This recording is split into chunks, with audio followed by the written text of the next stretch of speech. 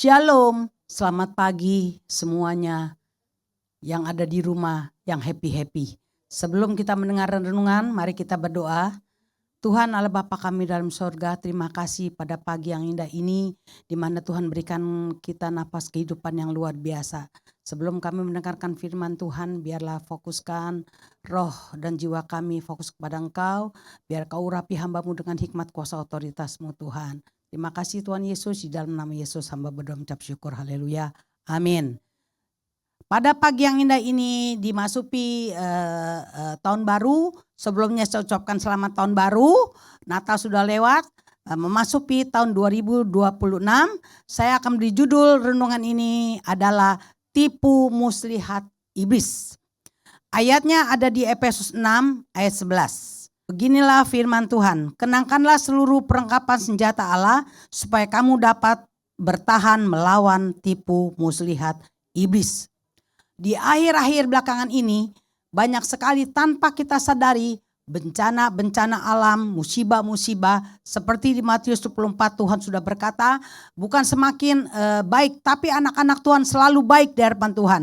Makanya Tuhan bilang kenakanlah seluruh perlengkapan senjata Allah supaya kamu dapat bertahan melawan tipu muslihat iblis. Karena tanpa kekuatan Tuhan 2026, tanpa melekat dengan Tuhan kita gak ada apa-apanya.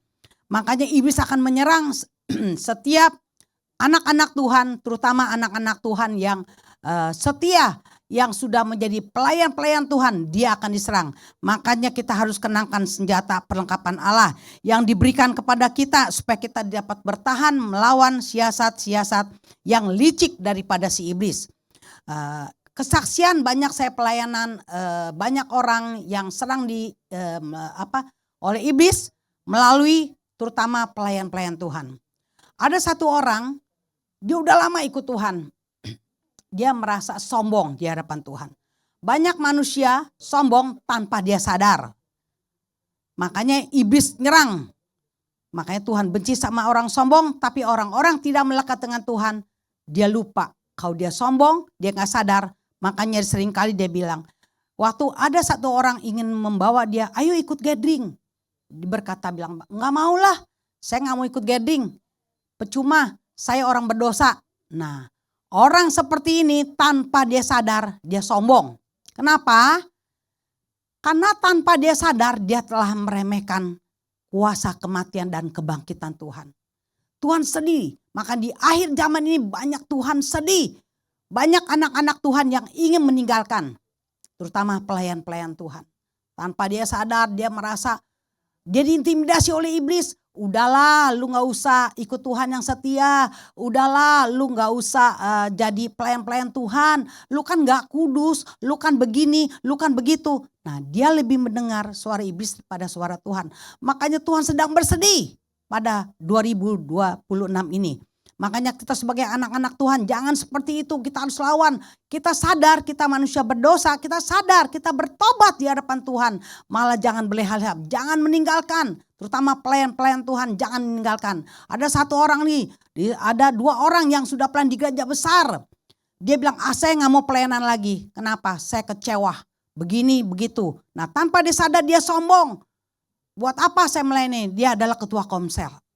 Nah waktu orang itu sharing sama teman saya ini, pas dia buka speakernya. Saya gak mau lagi jadi ketua komsel. Dia lupa kalau dia jadi ketua, dia bertanggung jawab sama Tuhan. Makanya Bapak Gembala seringkali ngomong, kita ikut Tuhan itu menderita. Pikul salib, sangkal diri. Nah makanya kita ini harus kuat di dalam Tuhan. Jangan mau kita diintimidasi oleh iblis. Iblis selalu intimidasi, lu gak layak, lu gak berkenan. Tuhan tidak pernah berkata seperti itu. Makanya dia mati di kayu salib. Dia tebus dosa kita supaya kita layak di hadapan Tuhan. Makanya seringkali manusia ditipu oleh iblis, lu gak layak.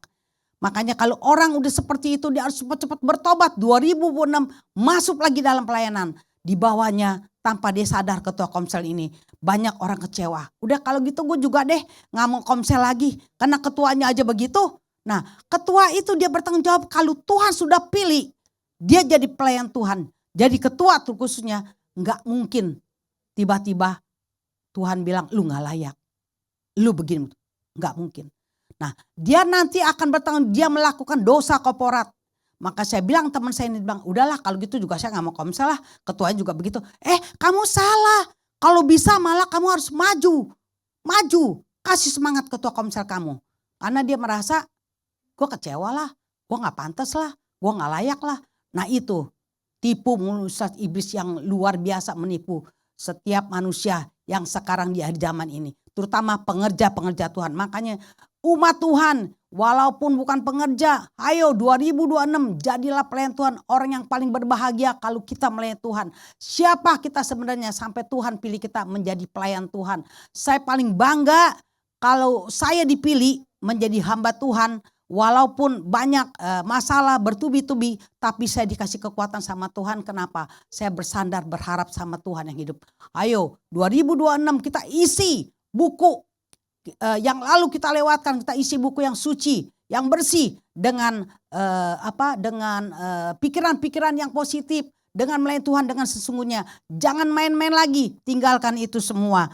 Makanya kita harus kita menyenangkan hati Tuhan. Kita harus benar-benar menyukakan hati Tuhan. Saya berharap dengan renungan ini semua dikuatkan.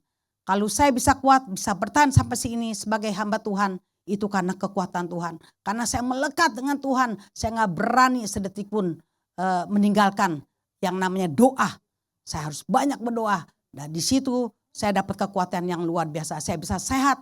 Umur saya udah sampai mau masuk 70 tahun, saya masih bisa sehat. Itu mujizat yang Tuhan berikan buat saya. Saya tidak bisa memberikan apa-apa, saya hanya bisa memberikan roh saya. Saya melayani Tuhan dengan sungguh-sungguh supaya Tuhan dipermuliakan dalam hidup saya. Saya senang sekali memenangkan banyak jiwa dimanapun saya berada. Saya enggak pernah pusing siapa orang itu. Saya selalu mau bersaksi karena semakin saya umur saya sudah saya enggak tahu umur saya. Hidup untuk Tuhan, kematian satu keuntungan. Makanya saya gak mau sia-siakan hidup saya. Saya mau cari jiwa sebanyak-banyaknya. Makanya saya mau dibajai kayak di mana kayak di rumah sakit mana. Saya bersaksi terus buat kemuliaan nama Tuhan.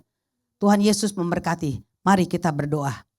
Tuhan Allah Bapa kami dalam surga, kami sangat bersyukur. 2026 ini biarlah Tuhan setiap umat-Mu, khususnya di SWAT Generation, mereka dikuatkan, diteguhkan.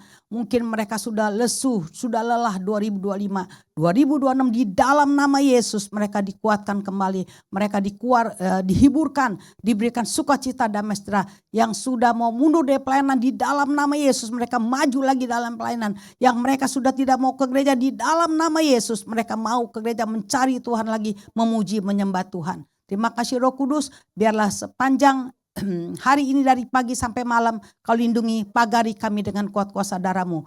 Dari ujung kepala sampai ujung kaki supaya dijauhkan dari segala kuasa-kuasa kegelapan. Roh-roh intimidasi daripada iblis dalam nama Yesus. Supaya kami bisa kalahkan bersama kuasa Tuhan. Terima kasih Tuhan Yesus. Di dalam nama Yesus hamba berdoa dan mengucap syukur. Shalom sekali lagi, selamat tahun baru, Tuhan memberkati. Haleluya, amin.